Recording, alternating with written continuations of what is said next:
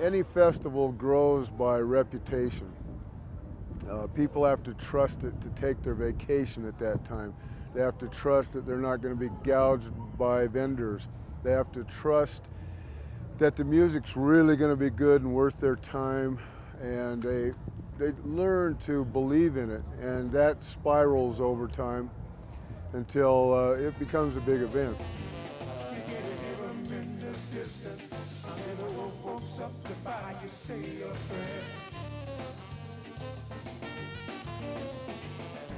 It's great to get this quality music here in Laramie and Albany County and southeast Wyoming because it is unusual for a population of this size to get this caliber of a festival, and I'll do all I can to keep it going.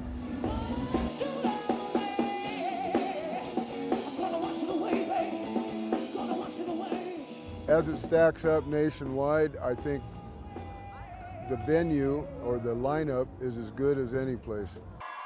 Good evening, ladies and gentlemen. I'm Grady Kirkpatrick from Wyoming Public Radio. It's Saturday night at the Snowy Range Music Festival, and my pleasure to introduce from San Francisco, California, Michael Ferrante and Spirit. Laramie, are you ready? Put your hands up high. I want to see you all jumping. Come on, y'all. Say oh.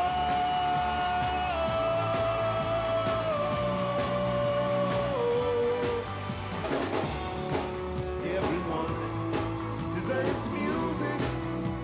Music, yes they do now.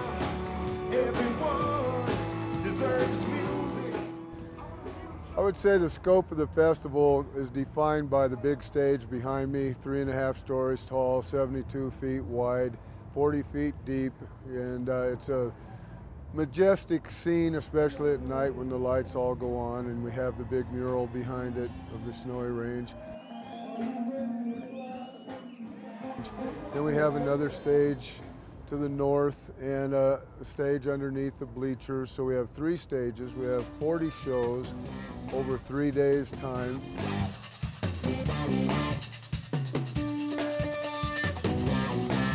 There's probably, that came through here this time, about 300 different musicians in all the bands that we had, and probably another 200 volunteers that helped us put this festival together. Another 100 or so vendors and their crews. So there were close to 1,000 people that had nothing to do with being a fan. So that shows you kind of the scope of it right there when you have that kind of a support base underneath the fan base. I think it has huge potential because it's one of the only venues that I know of in the state of Wyoming, and we're fortunate that Carl has some roots here in Laramie and was able to let Laramie be the host for the Snowy Range Music Festival. We have 31 rooms here, and so far this year the Snowy Range Music Festival booked up 30 of those. So we're basically full. We're always trying to bring people from out of town. That's kind of our mission statement, is to bring those people from out of town and get them to stay at least overnight in our community. Because that's what drives the lodging tax board, is we collect on those rooms. When those people stay in those rooms, there's a 4% lodging tax that they pay on those rooms that allows us to collect funds to continue to market Laramie and Albany County to the rest of the country and the world. Snowy Range Festival is probably the biggest windfall that's come to this city that I've seen, besides the university games, but just privately coming to the city. I don't get a lot of direct business from it, but indirectly I get a lot of free advertisement. Carl has backers that say they don't matter how much they put into this, it's a 5-year plan. So where I get my advertisement is he advertises in magazines and then the Boulder area and the Fort Collins area, and so that gets Laramie publicity, and then so indirectly when people come here, I will eventually get business. Events like this help put heads on beds. Let us collect lodging taxes, let the city and the county collect sales taxes. Hopefully, so the whole thing works as it should for having a large event like this.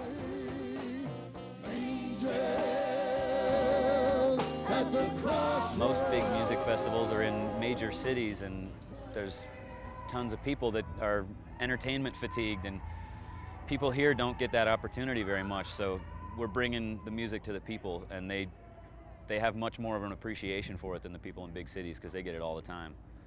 Laramie City's just a railroad town, rough as hell when the sun went down, and the cowboys and the section hands drinking at the front street bars. It's just a chance to hear fabulous music that you wouldn't hear anywhere else. Well, you wouldn't hear any time else in Laramie. Yeah.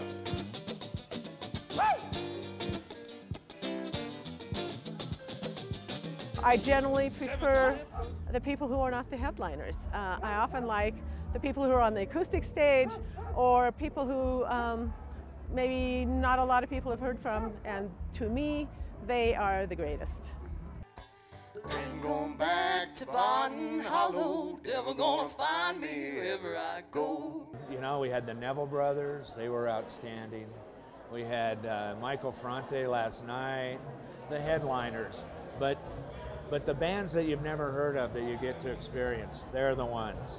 They're the ones that you get to have a whole new listening experience with. It seems every year there's a combination of talent, whether it's rock or blues rock or traditional blues, boogie woogie piano, and some very talented up and coming young musicians as well. Another kind of magic, young guys out of Cheyenne that are extremely talented.